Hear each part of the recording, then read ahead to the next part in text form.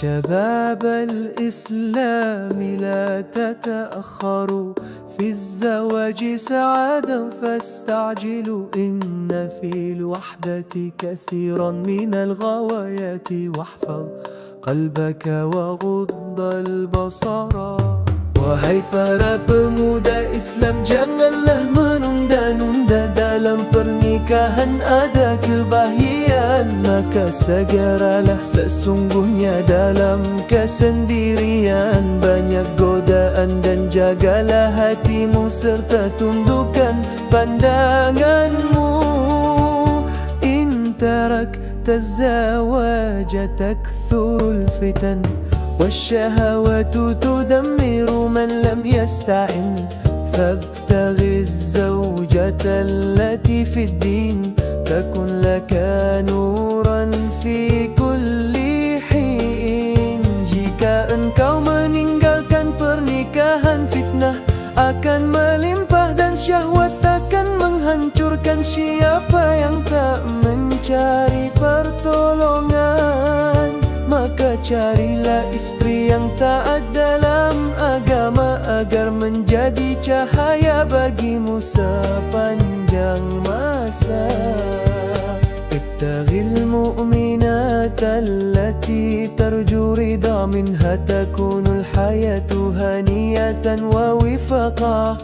Fi zawaji nuridu sakina mawaddatan wa rahmatan takunu daima. Carilah wanita beriman yang mengharap ridho ilahi, daripadanya kehidupan menjadi bahagia dan harmonis.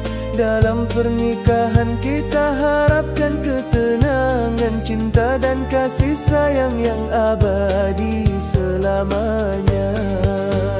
Ya syabab al-ummati hayya ankihu, fil iffati najatun fasta'inu. La tuakhir waqta az-zawaj wa'azzi min niyata likay tatazawwaja.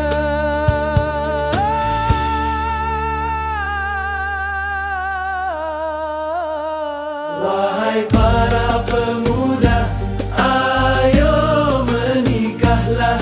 Dalam menjaga kehormatan ada keselamatan. Mintalah pertolongan Allah.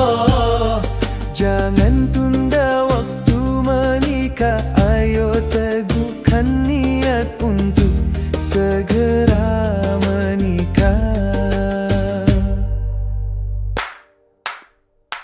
Ya syabab al-ummat hayya ya ankihu fi